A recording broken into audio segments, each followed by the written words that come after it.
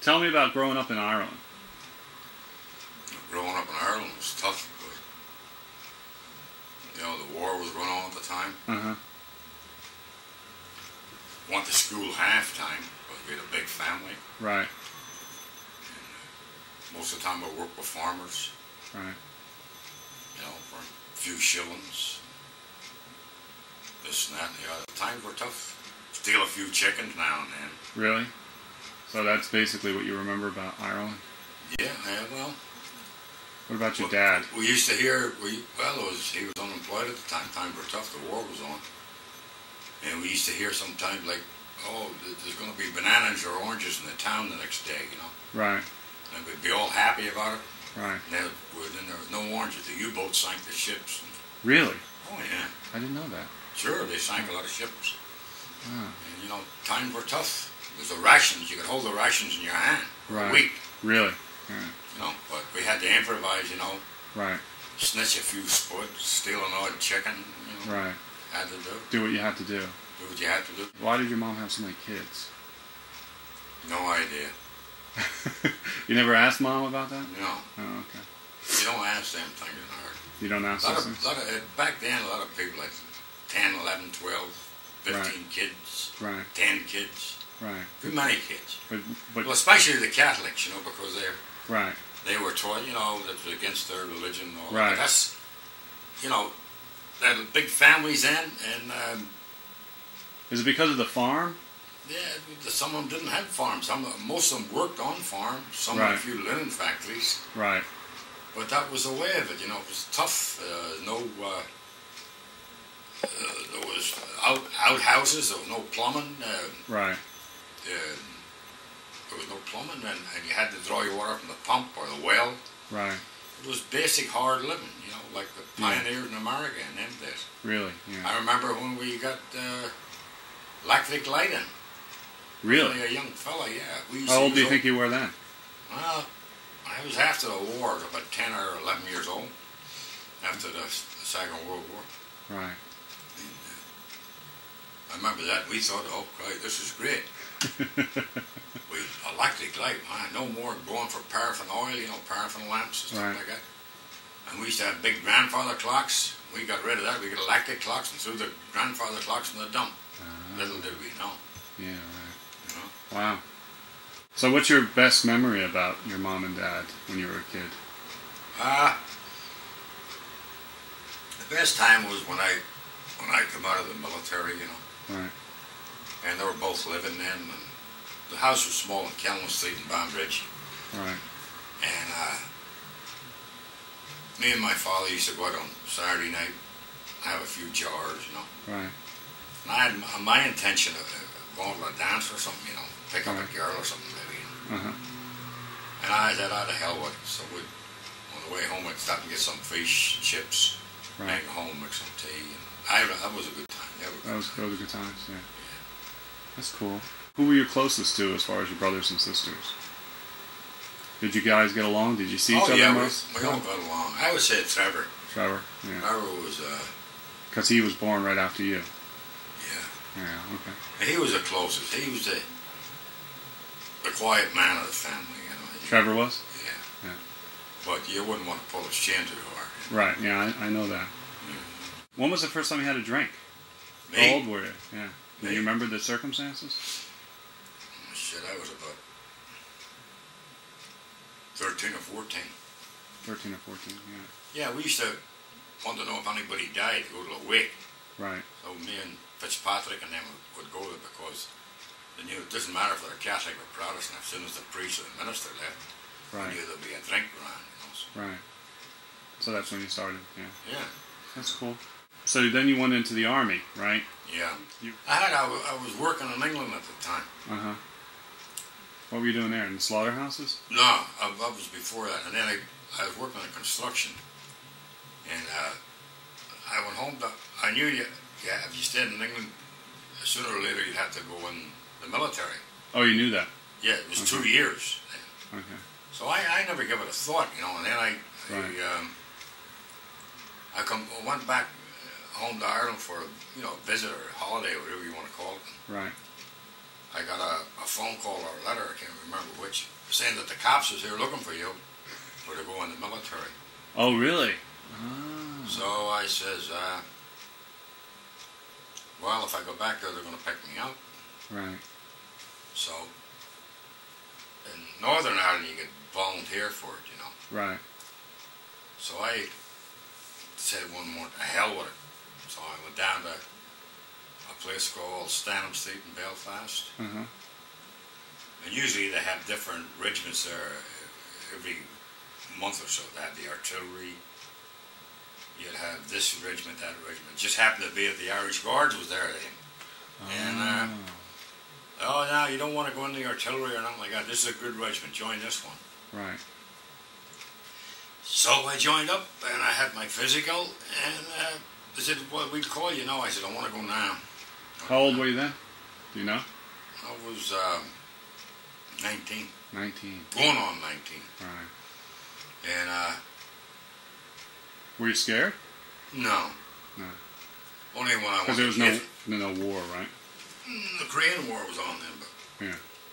And then I went down to Caterham, did the hellhole or something like Paris Island, you know. Right. Did that. Then we went to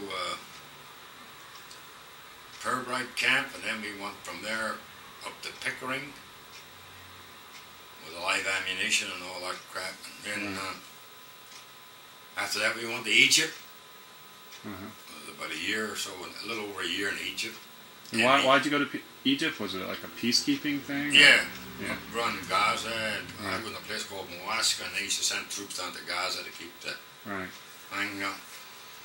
And I was over about a year, a little over a year there. And then we come back,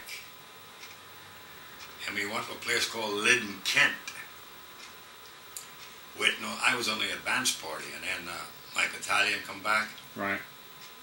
And we get fitted out there for to do public duties, you know, Buckingham Palace. Sure. Tower, London, the Bank of England, Windsor Castle. I usually did Bank of England because I had a job in the army, you know. Right. Right. And I stayed there till March of '57, and then I got out. 3 years I was in. 57. Mm-hmm. I worked a year in Ireland, and then I come over to the United States in 1958.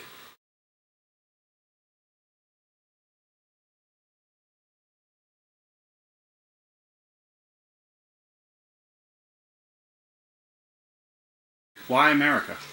Why not France or Italy? Or Yeah, well, I had an uncle over here. He was in business, so you know, construction. Uh-huh. I'm over there. So he was your dad's brother? No, he was married to my dad's sister. Ah, okay. So worked a year or so with them, and then I met your mom. We got married, and the rest is history.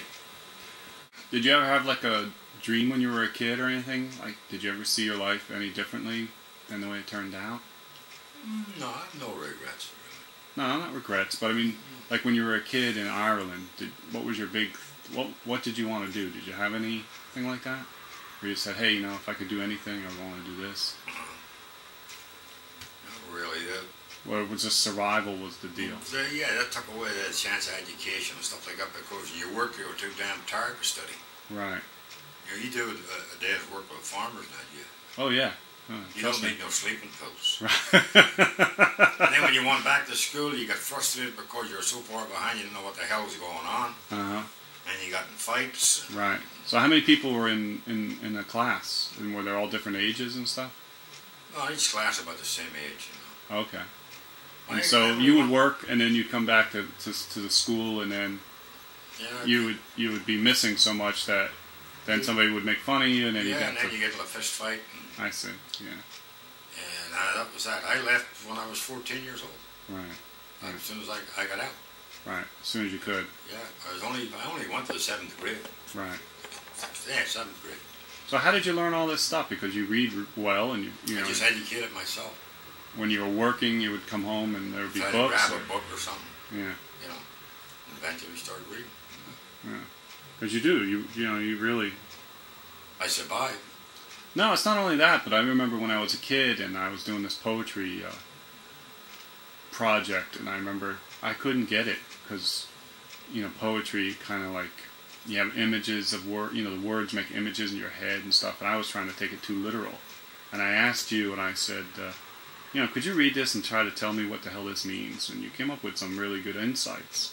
So it wasn't just the way, you know, it wasn't just reading the words. It was also you know, what you... Insight into it, yeah, exactly. Yeah, and I was really impressed by that. Well, it stuck with me for a long time. The Irish are good at that. Yeah. Like George Carlin says, you don't get it like in the rocks. Right, yeah. You know, the Irish are quick-witted like that. Yeah, and so that was just born into you. Yeah, well, it's born into, I think, most of the Irish, you know, they come up with sayings like that, you know, if you meet a woman that was real, you know, a real talker and that, and then you meet somebody else, you say, Jesus Christ, her tongue would clip a hedge, you know. Right. Sharp tongue. Right, you know? right, exactly. Or I wouldn't want to bring her home a broken paycheck. You know? Right. You know? Yeah. Okay. How did you meet Mom? I was out with my cousin one night down in Newburgh. Okay. It was a dance hall, you know, Road Arms, I think it was. Right. And we met there, and after that... Did you go up and ask her to dance, or, I mean, how did guys and women meet back then? Do you remember how the circumstances? Not much different today. They just got a few drinks in them, and right. loosens you up, and away you go. Right, and then you just chattered her up. Yeah. So what about Ma? What was it about Ma that drew you to her? I know she was kind-hearted. You know, she wasn't bossy. You could tell that when you first met her? Yeah, she wasn't like overbearing and stuff like that, you know. Mom. Oh, okay. So that was your first impression of her? Yeah. Easy to get along with, you know. Right. And did you officially say, I don't know, you know, do you want to go steady, or what was the terminology back then? Or did you just keep seeing each other? You know, I didn't drive then. Right. You know. But how did you stay in contact? Did you have phones? Yeah, we had phone numbers. So did you call each other a lot and stuff? Yeah, and then the ferry boats was running in Beacon then, you know, the Duchess and the Duchess and the Orange, I think that was the name. No, the Duchess. And you could drive your car on the ferry. Right. Over to Newburgh. Right.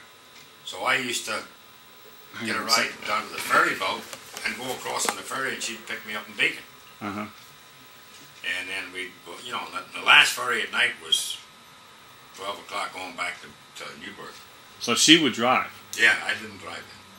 In fact, she taught me to. Wasn't there standards back then? Driving the standards? I mean, you didn't have automatics? She had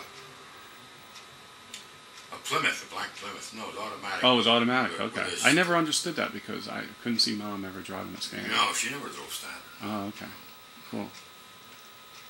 And then you got married. Yeah. Tell me about that day that you asked her to get married. Oh, Jesus. You remember any of that? Oh, yeah.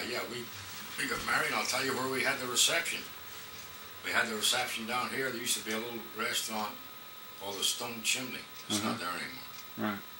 And we had the reception there. I remember what that was, a chicken dinner. Right. With a barrel of beer there. Right. Them days only cost Didn't cost much, right? $100, if that. Right. Well, where'd you get the money for the rings and stuff like that? Did you just been working? A little bit, you saved it up, yeah. Yeah. Did she help pick out the rings, or did you? Yeah. Oh yeah. Oh, you took her with you. Oh, that's cool. And then after that, got a job and. So what? Do you remember what you did first? What job you did? Yeah, I worked in construction here and there. Yeah, I worked with Henry Page and that, and then I come the winter time, and then I got a job down in Beacon in the rubber factory. And I worked there, you know, manufacturing stuff for the government, you know. Right. It was, you know, material for the government, like tents. Right. We used to make the material for the mobile hospitals. You could drop out of planes, you know, and inflate them up, you know. And there's another material they made for the satellite. And they made some material for astronauts. It all had to be government back. I worked there 9 years. 9 years? Yeah. Wow. I left there and I went to Greenfan. Oh, okay. And we fabricated in Greenfan, you know, the big fans for the I remember that, yeah. So you work for Green Fan. I remember you coming home with rubber stuff on your hands and on your arms and stuff. I worked in the rubber shop. You couldn't get that crap off. Right, yeah. And then you got the Green Fan. How'd you get that job? Just applied for it. Right. You start off as a sweeper, and then I was in the crating gang. Right. And I transferred from the crating gang into welding. Uh-huh. And I did stick welding, automatic welding, submerged welding, with a flux core.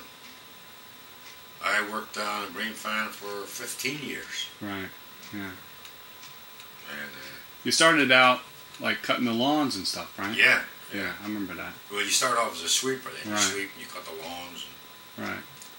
clean the crappers and stuff like that. Right. And then how did you get that job? Just went down and applied for it. Oh, okay. Got it. Lucky. How did you feel about marriage and the whole grind and having kids and all that?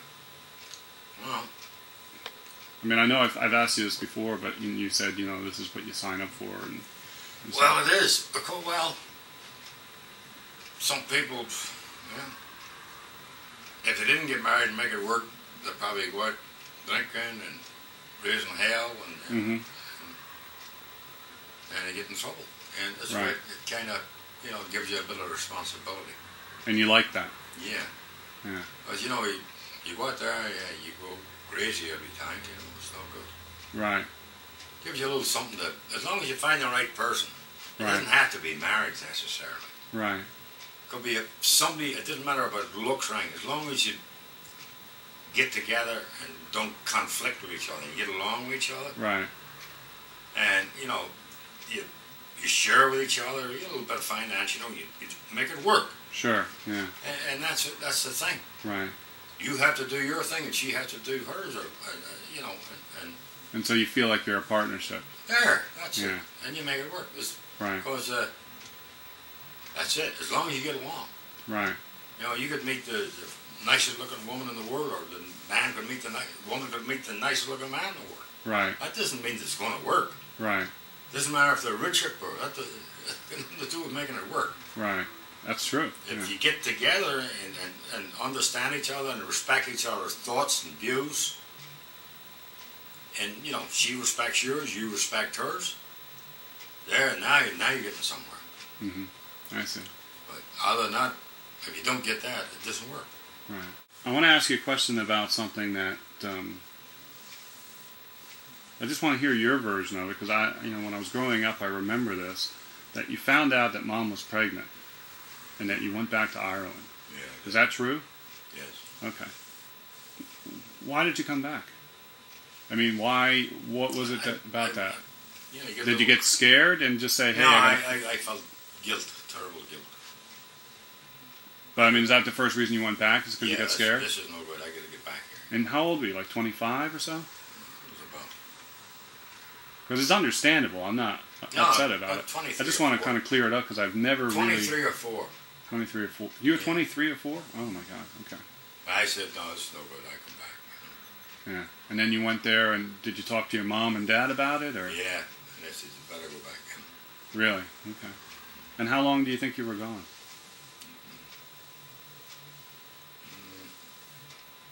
It's 6 months. Okay. 5 or 6 months. Cool. Yeah, because I Mom told me that when I was a kid, and I just thought that, and I didn't really think about it until, as I got older, and I was wondering, and I said, I never asked Dad about that, and, I should ask him. You're a young man, and you... I would have freaked out, Yeah. I know what it's like to be young now. Yeah. But, that was a stupid thing, but, hey. But that's the thing about you. I think the number one thing about you is that you take on responsibility. Yeah, you have to. No, most people don't. Most people run away, Well, it's the same thing. Like I say, I feel sorry for anybody that lost anybody in the military. Right. I was in the British Army, American Army, same thing. Right. One thing you have to understand. Mm-hmm. When you put that uniform on, and you swear an oath, mm-hmm. there's no guarantee that you're going to come out with a pension after 20 years. Right. You might die with a heart attack. You might be killed in combat. Sure. You might come out with flying colors. Right. Absolutely. But then, the 3 squares a day in the free medical right. and the training, Right. They're not giving you that because you're a nice guy and Right. you know, it's a free ride. Right. You know. Yeah. When the shit hits the fan, Right. hey, you go. You might not come back. Absolutely. You Yeah. might get killed. Right. Nobody wants that. Everybody fears it and dreads it. Right. But you have to do it. Right. You don't? Well, the whole system collapses. Who fights most of the wars? The guys that's out of work and Right. this and that and the other. Yeah. Well, as I said before, the guy said, we can't meet our quotas. That's on the news now. They can't meet their quotas for the army. Right. Bullshit. Right. But how many million people's in jail? Right. Exactly. 10 million? Mm-hmm. Okay, you come out with 2 million. Right. You know, Yeah. pick them out. There you go. They'll be glad to go. I'm sure. But that's against the Constitution. You can't do that shit. What else is there? So what makes you the most happy? Me? Yeah. Most happy. Just, well, I don't know, just fishing. I like the fishing. Just listen to a little music. Watch a movie. Mm-hmm. Can't work with your mom because, you know, she's got to watch her once in a while. Mm-hmm. But I'm happy enough. Well, I'm not saying you're not happy. I mean, what like makes you happy? Like cooking or? Oh, yeah, I like to cook and shit. Yeah. Yeah. Do a bit of fishing and Mhm. bullshit, yeah. And what makes you the most sad?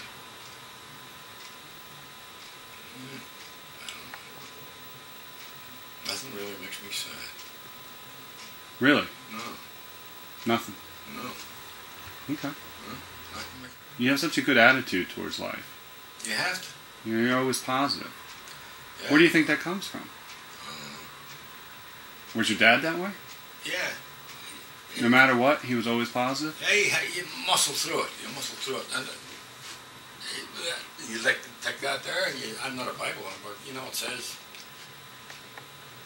70 and 10, and that's it. So you do the best. Everything you look around you is dying, so make the best of it. Even when you were young, you felt the same way? Yeah. Okay. And what gets you the most angry? So it's angry. Well, stupid people. Okay. Keep going. Yeah, stupid people. Like my boss out there. Mm-hmm. Not only stupid, but evil. Mm-hmm. He'd fuck you on your birthday and go to church every Sunday. Mm-hmm. I knew people that went to the church. Russ knew them better than me. Pointed them out to me one time. They wouldn't go to the church because of him. Right. He wanted to take over. Oh, an evil son of a bitch. So stupid, evil Ignorant, people. ignorant people that would get up in the morning and can't wait to hurt somebody or do somebody or stab them in the back. That's what pisses me off. Right. What I remember most about you, and I think the thing that you taught me the most was you never hit a kid and you never hit a woman. No. I remember you really stressed that a lot. Even when I was young, I remember you always said something like that. Yeah. Because I know you had resentment for Mom's first husband because he was an idiot that way. Yeah. Well, if you bring it up to me, then I get angry. You know? Yeah, yeah. But I mean, I remember that's one thing that you that's the way I am, you know. Now, when I see somebody hit a kid or hit a woman, you know, or an animal. or an animal, yeah, Then that brings the other side of me. yeah, right. What's the one thing you want to do before you die? That I want? Mm-hmm. World peace. No. What do you want to do? Oh, what do I want to do?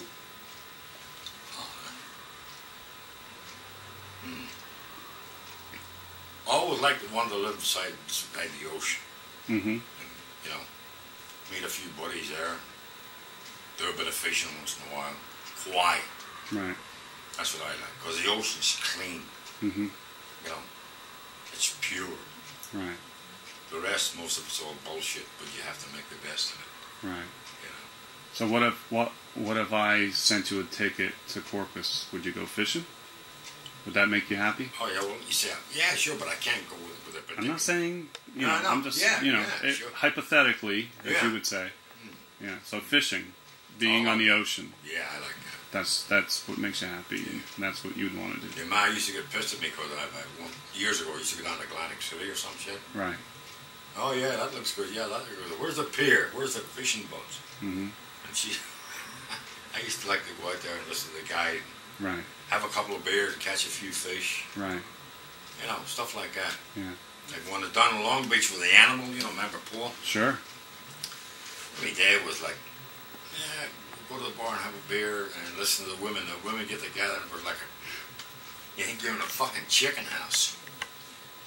I says, well, I don't know about you, but I'm going fishing tonight.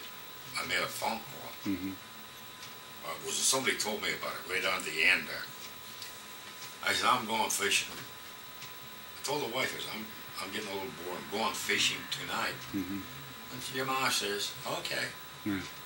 She says, who you going with? I said, I'm going to ask Paul. Paul, you want to go fishing? Mm-hmm. I'll have to ask Joy. That was his girlfriend. I said, you pussy. I said, I'm going. Mm-hmm. I said, look, I'll buy the beer and get the sub sandwiches. Right. And you drive.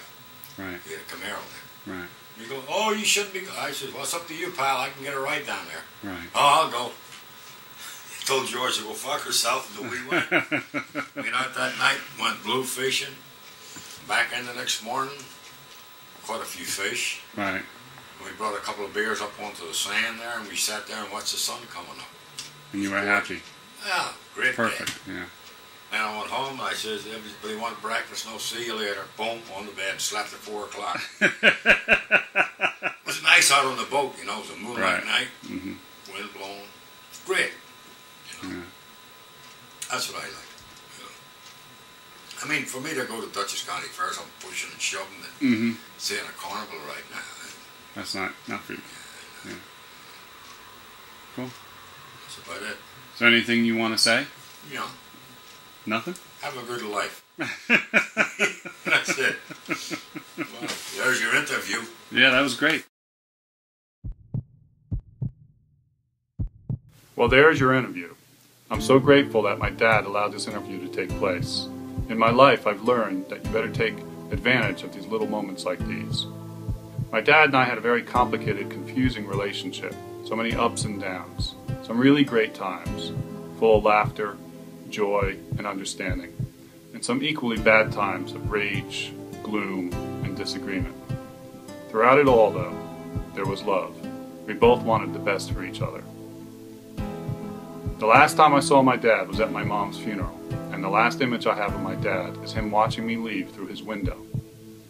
His eyes were locked on me, and the palm of his hand, with his fingers fully extended, was pressed hard against the glass.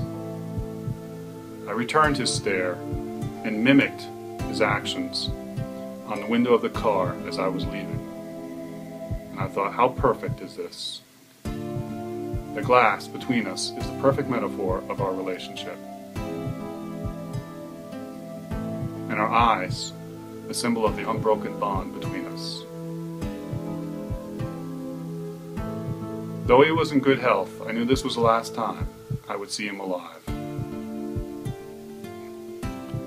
6 months later, he was gone. He's gone, but not forgotten. I never really could stay mad or angry at my dad, except when he died. And what made me really angry was the fact that he made it impossible to connect on a regular basis. But now, that can't happen. So I made this movie to connect one more time with him and to say goodbye. I hope you liked it, and thanks for watching.